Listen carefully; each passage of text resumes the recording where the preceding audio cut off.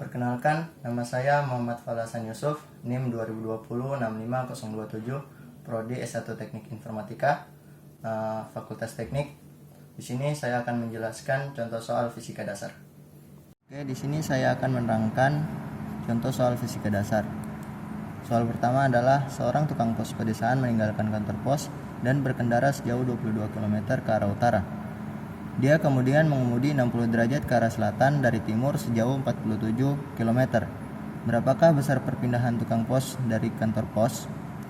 Jawab, diketahui D1 sama dengan 22 km. D1 di sini merupakan perpindahan pertama dari tukang pos tersebut. Ditinjau dari dua sumbu, yaitu sumbu X dan sumbu Y. Dengan besar sumbu X 0 dikali sin 0 derajat. Kenapa 0? Karena di sini tidak terjadi perpindahan pada tukang pos di sumbu X. Untuk nilai D1Y yaitu 22 dikali cos 0 derajat, karena di sini menggunakan cos 0 itu karena tukang pos tersebut berjalan searah dengan sumbu Y dan tidak menimbulkan sudut. Dan yang kedua, ada perpindahan 60 derajat ke arah selatan dengan besar perpindahan sejauh 47 km. Ditinjau dari sumbu X dan sumbu Y dengan besar sumbu X 47 dikali cos 60 derajat karena ada perpindahan dan menimbulkan sudut, dan di sumbu Y minus 47 sin 60 derajat. Kenapa minus? Karena dia mengarah ke bawah. Penyelesaian. Langkah yang kedua yaitu tentukan besar masing-masing perpindahan. Perpindahan pertama, D1X 0 dikali sin 0 derajat sama dengan 0 kali 0 sama dengan 0 km. D1Y sama dengan 22 cos 0 derajat, atau cos 0 derajat itu sama dengan 1 dikali 22 sama dengan 22 km. Perpindahan kedua atau D2 di sini ditinjau dari dua sumbu. D2X 47 cos 60 derajat sama dengan 47 dikali setengah sama dengan 23,5 km. D2Y sama dengan minus 47 sin 60 derajat. Minus 47 dikali setengah akar 3 atau sama dengan minus 40,7 km. Langkah yang ketiga yaitu tentukan besar dari masing-masing sumbu. Yang pertama dari sumbu X. Perpindahan di sumbu X merupakan jumlah dari dua perpindahan yang terjadi, yaitu D1X dan D2X, sama dengan 0 tambah 23,5 sama dengan 23,5 km. Dan perpindahan di sumbu Y merupakan perpindahan yang terjadi oleh jumlah dari dua perpindahan yang dilakukan oleh tukang pos tersebut. D1Y ditambah D2Y sama dengan 22 ditambah minus 40,7 atau sama dengan minus 18,7. Langkah yang keempat yaitu tentukan besaran resultan vektor dengan menggunakan Pythagoras, karena di situ dia menimbulkan segitiga siku-siku. Besar resultan perpindahan dilambangkan dengan DR. DR sama dengan akar dx kuadrat ditambah dy kuadrat. Dengan besar masing-masing dx dan dy didapat 23,5 dan minus 18,7, sehingga menghasilkan 23,5 kuadrat tambah min 18,7 kuadrat diakarkan sehingga menghasilkan 30 km. Oke, lanjut ke soal yang kedua. Soal yang kedua yaitu seorang pengemudi pemeran pengganti film dengan sepeda motor dengan kecepatan horizontal terjun dari tebing setinggi 50 meter.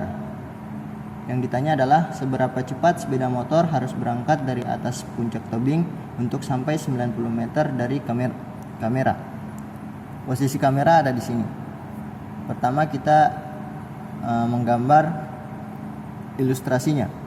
Di sini ada pengemudi kendaraan bermotor. Untuk mencapai jarak 90 meter ditanya seberapa cepat sepeda motor harus berangkat dari atas puncak. Ditanya kecepatan sepeda motor ini. untuk sampai ke titik ini. Diketahui x0 sama dengan 0 karena kecepatan awalnya di sumbu x adalah 0. Kemudian y0 sama dengan 0. Ini. Terus x sama dengan 90 meter. Jarak dari kamera menuju ke titik akhir. Y sama dengan minus 50 meter karena dia turun ke bawah tebing. AX atau percepatan di sumbu X sama dengan 0 karena tidak ada percepatan sama sekali di sumbu X, dan ada percepatan Y. Di sini dia menggunakan G karena mengikuti arah gravitasi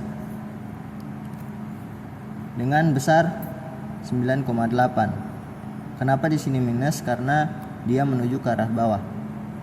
Penyelesaian. Di sini kita menggunakan rumus Y sama dengan Y0 ditambah V0T ditambah setengah GT kuadrat. Di sini menggunakan AY T kuadrat. AY bisa diganti dengan G seperti yang saya jelaskan tadi. Selanjutnya diuraikan menjadi Y sama dengan Y0 ditambah V0T ditambah setengah min GT kuadrat karena dia mengikuti arah gravitasi bumi, yaitu ke bawah. Kemudian dimasukkan nilainya, Y sama dengan 0 untuk Y0 dan V0 nya 0 karena tidak ada kecepatan awal. Terus masukkan T ditambah setengah GT kuadrat. 0 kali T 0 tambah 0 0. Sisa setengah min GT kuadrat. Nah, dari rumus ini kita dapat mencari nilai waktunya, yaitu diuraikan menjadi T sama dengan akar 2Y min per min G. T sama dengan, masukkan nilainya 2 dikali min 50 dengan nilai Y min 50 meter per min 9,8 sehingga menghasilkan waktu 3,19 second. Selanjutnya di sini cari kecepatan menggunakan rumus jarak, yaitu X sama dengan Vx0 dikali T. Maaf, ini saya salah tulis. Ini harusnya T. Sehingga menghasilkan Vx0 sama dengan X per T. Maaf, ini saya salah tulis. Masukkan nilainya dengan nilai T sama dengan 3,19 dan nilai X sama dengan 90 meter. Sehingga menghasilkan Vx0 sama dengan 28,2 meter per second.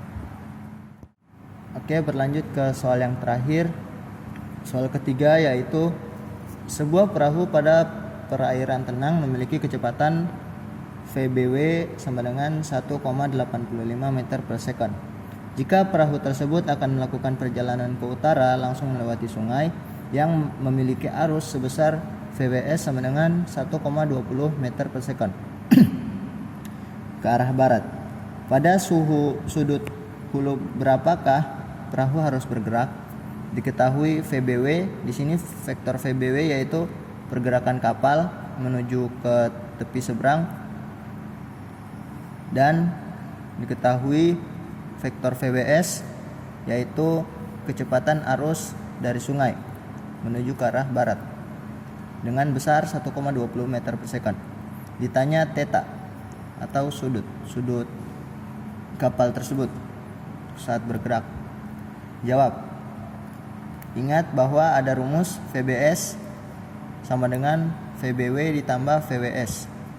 Penyelesaian, karena telah diketahui vektor VWS dan vektor BW dan vektor pergerakan kapal membentuk segitiga, maka dapat digunakan rumus tan theta untuk mendapatkan sudut kapal bergerak. Tan theta sama dengan depan per samping atau sama dengan vektor VWS depan dan vektor VBW samping sama dengan 1,20 per 1,85. Jadi mendapatkan besar tan yaitu 0,6486 atau setara dengan theta sama dengan tan inverse 0,6486 atau sama dengan 40,4 derajat. Jadi sudut yang harus dilalui kapal sebesar 40,4 derajat. Sekian contoh soal yang saya jelaskan. Kurang lebihnya mohon maaf. Sekian dan terima kasih.